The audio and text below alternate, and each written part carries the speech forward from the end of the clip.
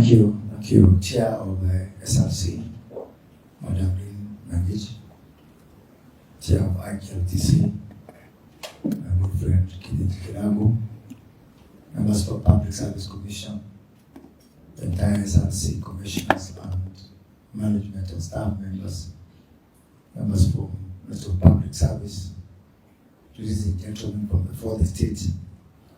I am very honored and pleased to be here as we set the tone and the stage for the third OHB conference that will happen from the 15th to the 17th next week. This topic is extremely important. I must say that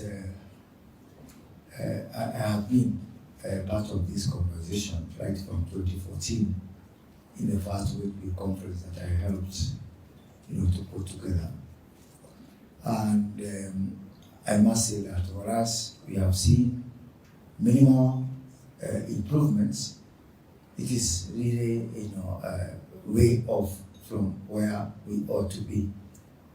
Let me just put into context what the reduction from 43% to 35% means. As the chair has said, it means 80 billion shillings. What that means is that I'm just looking at some of the sectors, like the road sector. Our road sector is barely moving at all. Projects are abandoned all over the country. People who are working on these projects in terms of jobs are jobless. The exchequer, which was receiving VAT and other taxes from these projects, it is showing in the gap in terms of our revenues. So if we can, for example, guarantee that 80 billion extra will be added just to the road sector, year on year, then we could restart a program that has got a very wide multiplier effect on many sectors of our economy and in the quality of living of our people. This topic of wage bill, it should be seen in the wider context of the public service, because we're not discussing here the salaries of the people in the private sector. We are not discussing the salaries of the people in the informal sector. We are discussing about 983,000 people. 983,000 people. Let's call them 1 million for argument purpose. In a country of 54 million, that we consume our wages, our salaries, our emoluments, consume 43% of money collected. So if today we collect 100 shillings, 1 million of us will take home 43 shillings. The rest of the 53 million will take home 57 million shillings. This is a question of morality. It's a question of ethics. It's a question of, it's not even a question of economics and other high-sounding principles. It's a question of selfishness. How can 1 million people be so selfish? To just go on. How? Imagine 100 people are given 100 shillings. And 1 million, and 10 people get away with half of that. Is that really fair?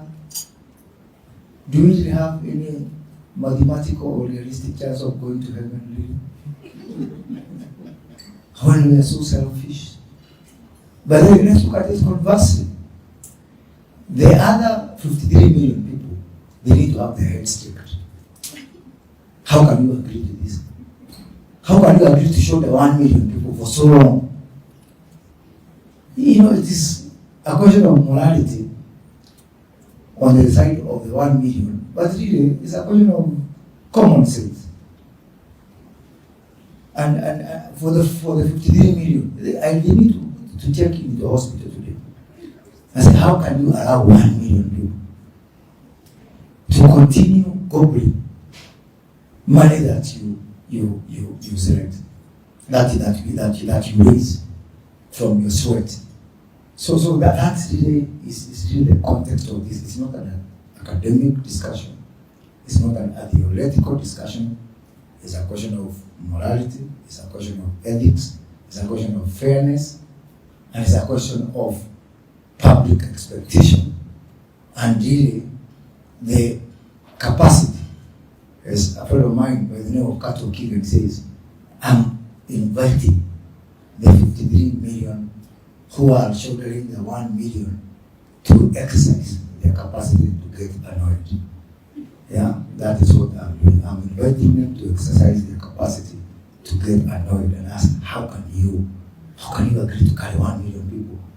That from morning to around 1 o'clock, you'll be working for us, for me, for 1 million people.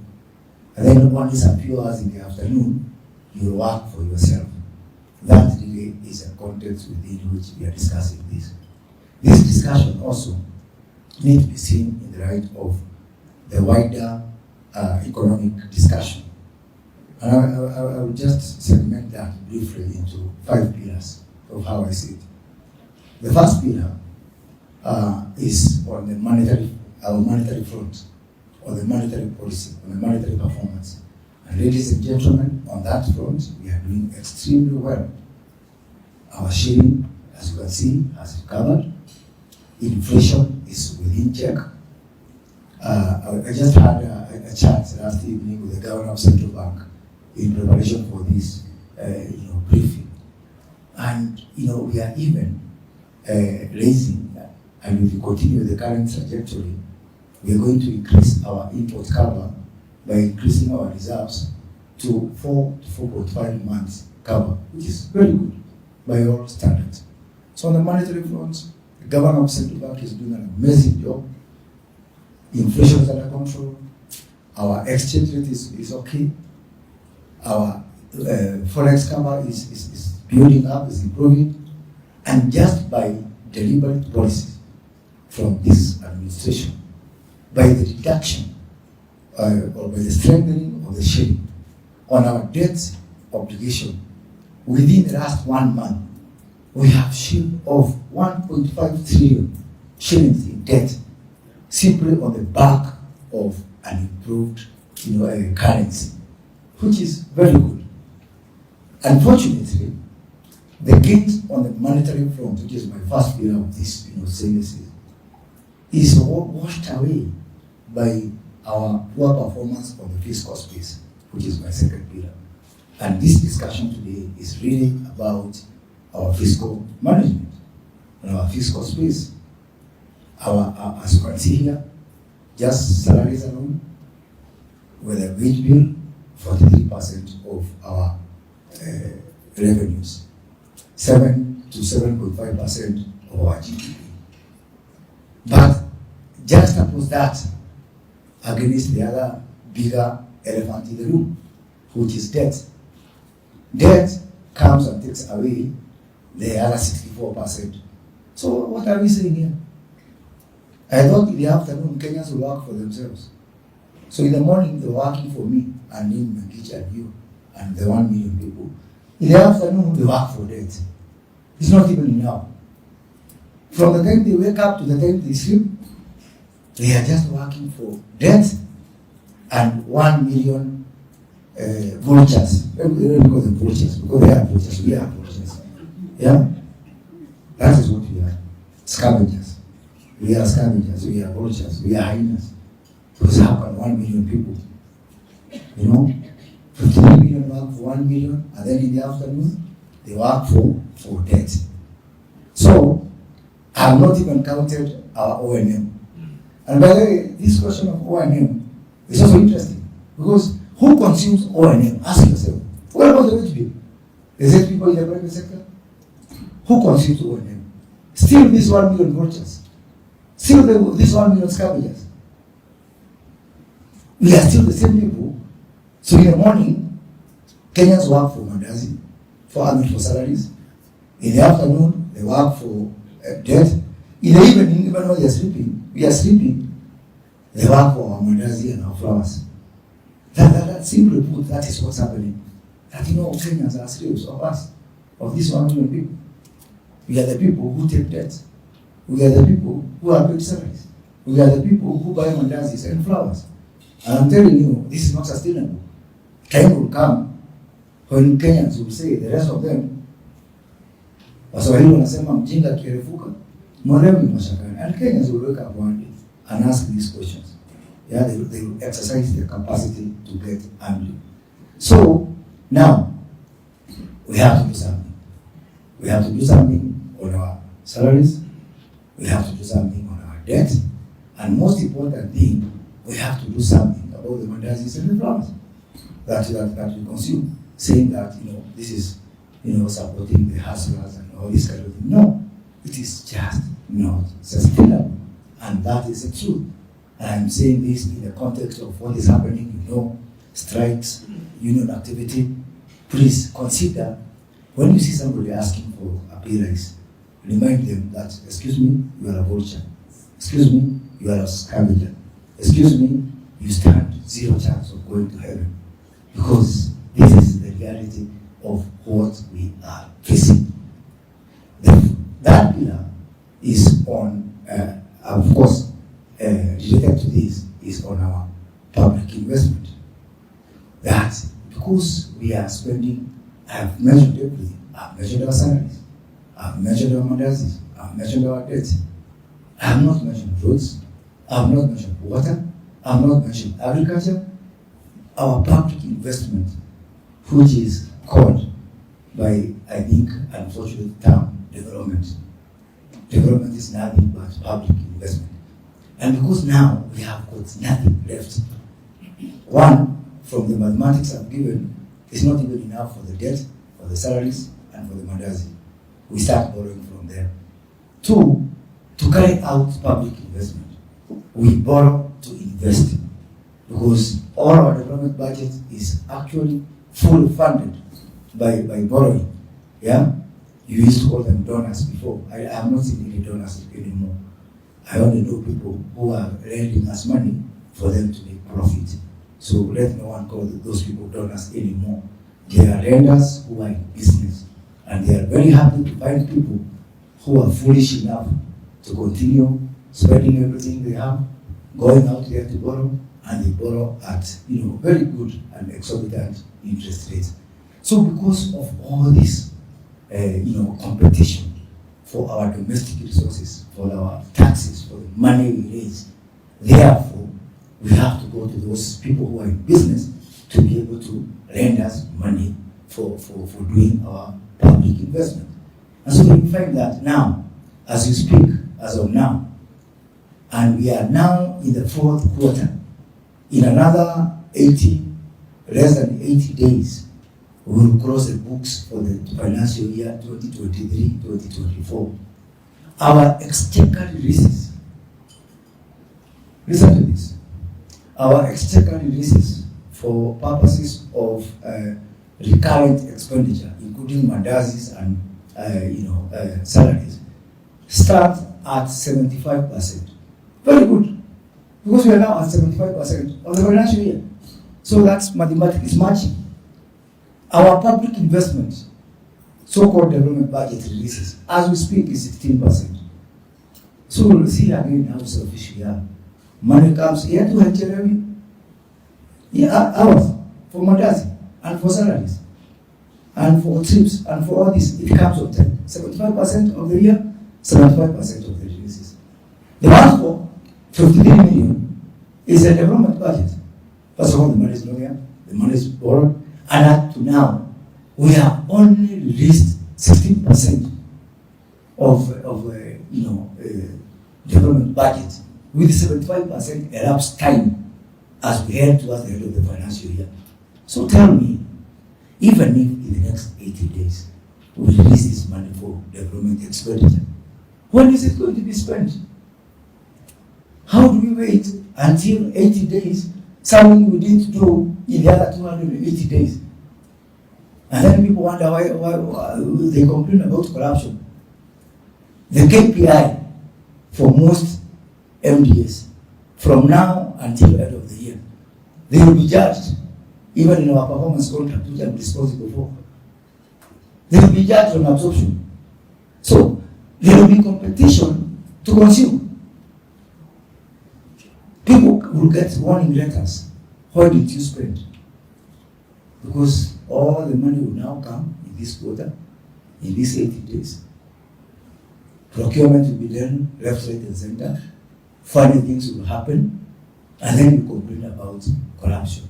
So I am trying to demonstrate the nexus between overemphasis on our recurrent expenditure, our emphasis on PE, personal emolument, our emphasis on debt servicing, vis-a-vis a priority on development, because it is actually the breeding ground for corruption. Because when you have got so much to spend within such a small window, you can't even keep your eyes on the ball, because a lot of activity is going to happen between now and I'm asking you to read it to every Tuesday. You buy that newspaper called My God. Now it might even increase the pages in the next 10 weeks. Because of the number of procurement, tenders, and everything being announced now. Because all of a sudden, money that was not found is going to be found. Conveniently and deliberately. It's going to be found. So that now, there's so much happening that you can't even our auditors, both internal, now external, cannot be able to keep their eyes on the ball.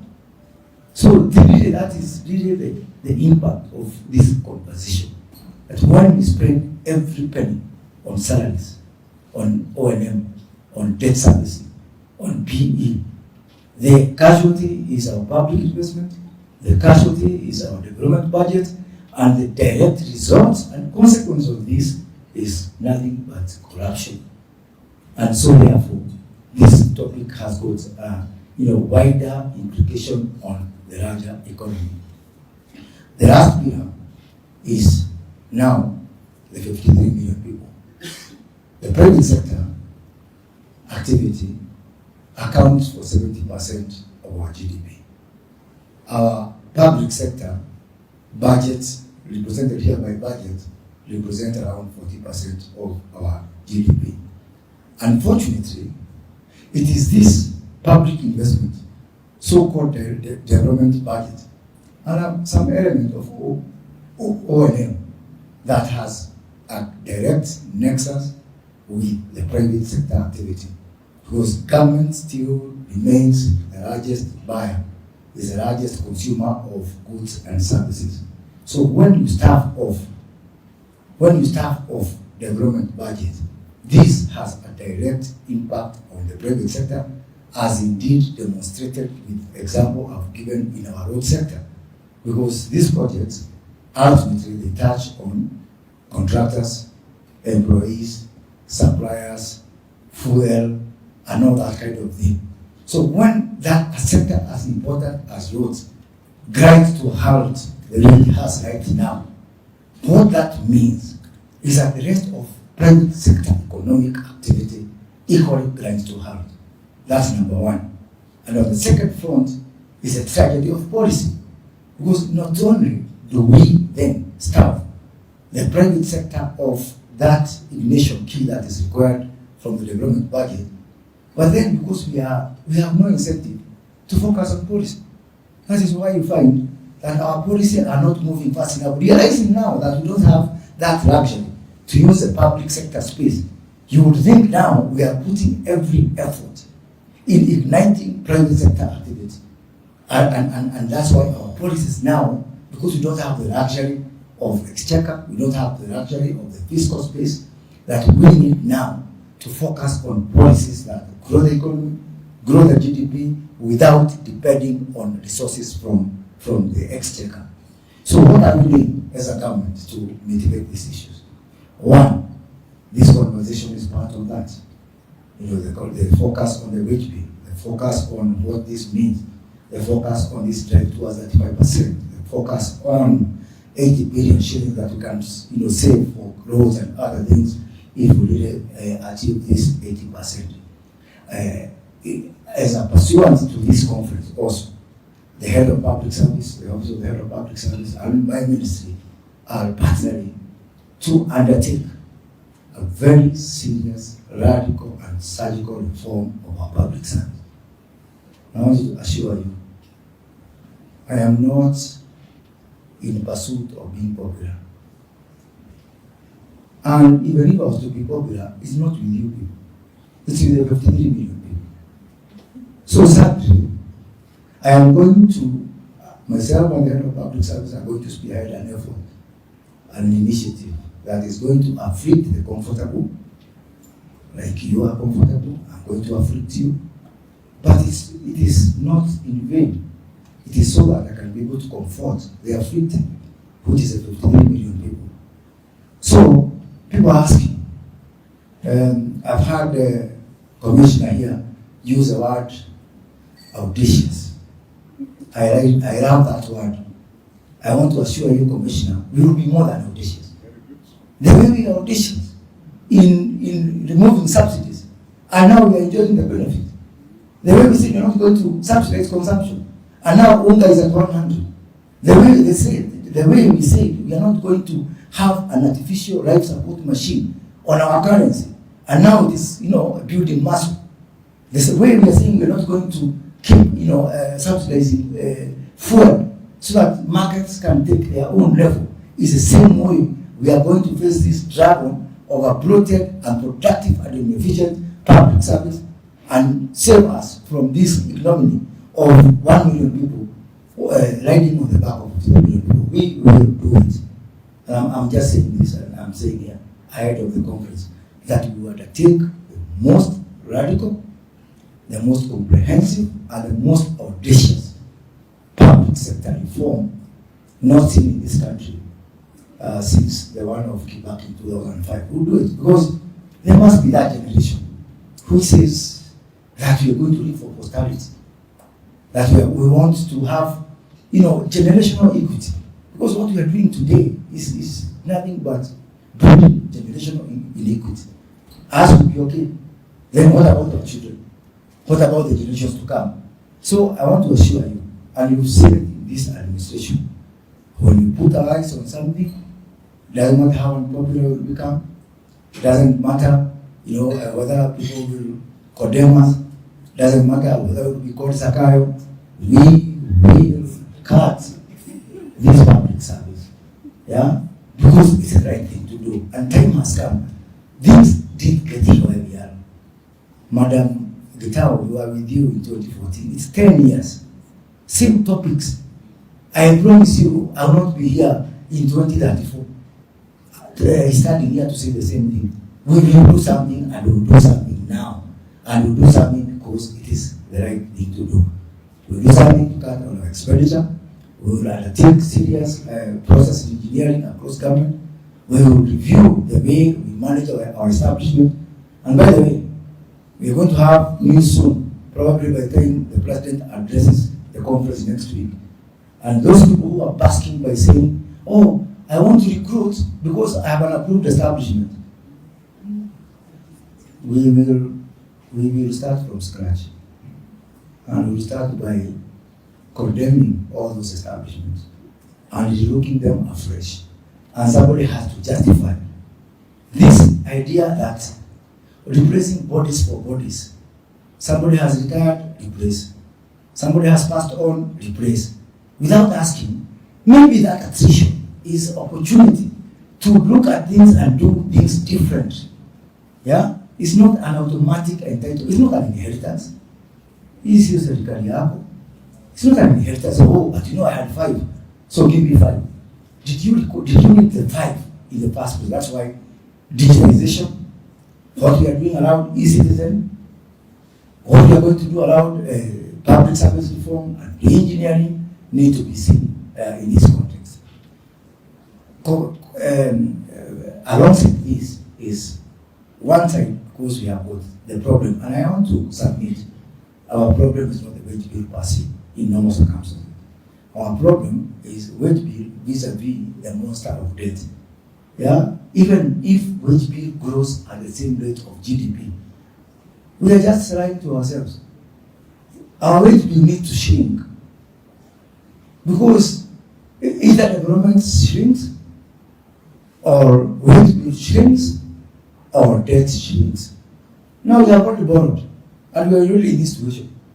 So debt will remain constant at best, or marginally, improvement.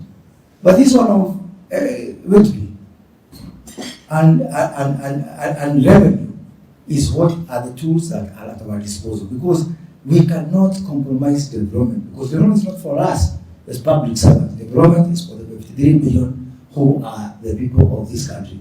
So therefore, other than just cutting on our expenditure, looking at our productivity, looking at our processes, we are also going to really focus on ensuring that we maximize the revenue collection. And we need to ask ourselves, I'm sure Karl Marx must be very happy.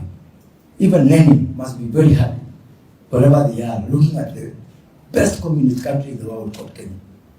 We are really totaling to a communist state. We are totaling towards a welfare state. You count. One taxpayer, free primary education, free secondary education, free fertilizer, free social protection, money for shareable revenue for counties, which is not negotiable, money for CDF for our members of parliament, which is not negotiable, free sanitary towels, free, name it. One taxpayer, everything free. It's about time also to have a conversation about whether Kenya can afford this welfare society. And it's not about this government, it's not a previous government. It is a product of this entitlement that we have put ourselves in this role. I really don't know why anyone would want to be the president of such a country. Where you open your balance sheet, your P&L with minus 43%, your Mshahara child. Kilo, education, 670 billion. For both levels in the past, 670 billion. Kwenda, imeenda. 1.1 trillion salaries, imeenda. Ongeza ya social protection ya wazee, imeenda. Ongeza hii ya fertilizer, imeenda. So what is there even to learn? So it is not about me or you or the president of this country or this government. It's a conversation that we need to have as a country of just knowing where we are. And when we talk about we are in a hole, that's exactly what we mean. That even before we decide what to do, the non-discretionary items, debts non-discretionary, pension non-discretionary, our welfare state items non-discretionary. Nothing we can do about them. It's time to deal with this and say it's okay to hide our heads in the sand like the proverbial ostrich and assume everything is okay. But this is where we are right now. And by the way, within this context, two things. One, people want more salaries. Two, people also don't want to pay taxes. Three, people want everything free. Mimi ndio hama hiki. Hautaki kulipa ushuru. Hautaki kukata expenditure. You want free everything. From where? Maybe we need to look for a tree which grows money. Then you can go and shake that tree and get money from that tree. That is really, and that is why really I want to applaud the president for being armed by one weapon called truth. That he will always tell the truth of where we are without sugarcoating at all times. Because it is not the mirror that gives you the pimple. If you look at yourself in the mirror and you find you have a pimple, don't break the mirror. By calling the president Zakayo or telling him off for saying that we can't afford this and that, you're just breaking the mirror. It is not the mirror that gives you the pimple. Go and look for the underlying reason. And those are the underlying reasons. They are not collecting revenue. We are overspending. Our wage bill is high. We have got a welfare society that needs to be funded, etc. That is a country that we have. Yeah, that is the reality of our times. We are looking at some of the topics that they have been spoken about by the speakers before. The issue of revenues, the issue of state corporations, which I have to admit, yes, and we have admitted that we have gone really wrong. The president has started this conversation as we speak, using what we are calling the Treasury Settlement Account. For the first time, we are going to have a treasury function as the national treasury, because as of today, we are the only treasury in the world without a treasurer. A treasurer, for those people like me who come from the private sector, is a guy who looks at the balances all over and then decide where is this money, this one, move from here, take there, take there. So now we've agreed that we're going to have a treasury function that superintends over all balances of government, both from a ministerial level and from a state corporation level, so that we can be able to, optimize on the balances we have. Not people taking deposits from our parastatals, then coming back to lend them to us in the form of treasury bills. That will not happen. And we are audacious enough to stop that through this treasury settlement account.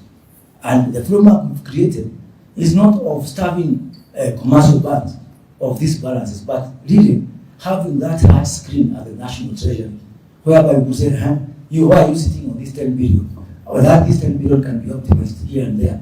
So that's one of the things we are doing.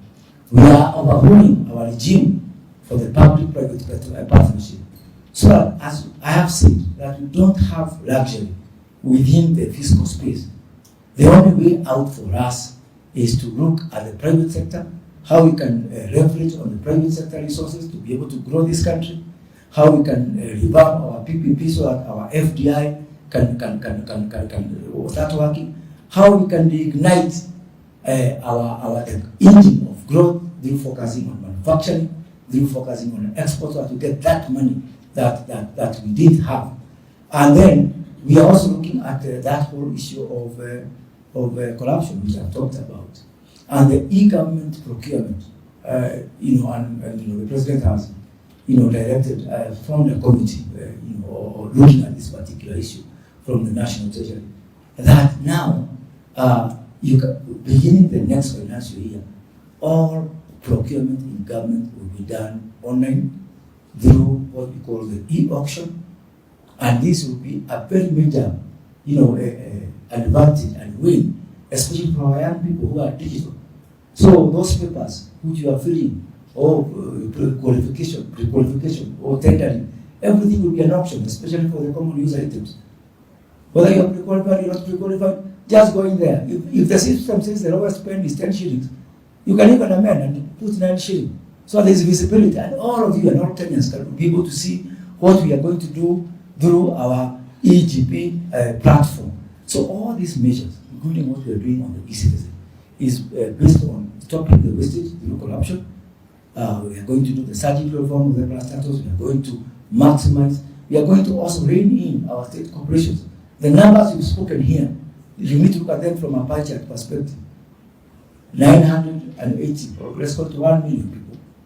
The people within ministries, even within national government, are only 110,000, 130,000 to be precise. 400,000 are in the state corporations. So even if I perfect this space around ministries, and I don't rein in on the state corporation, it's a zero-sum game.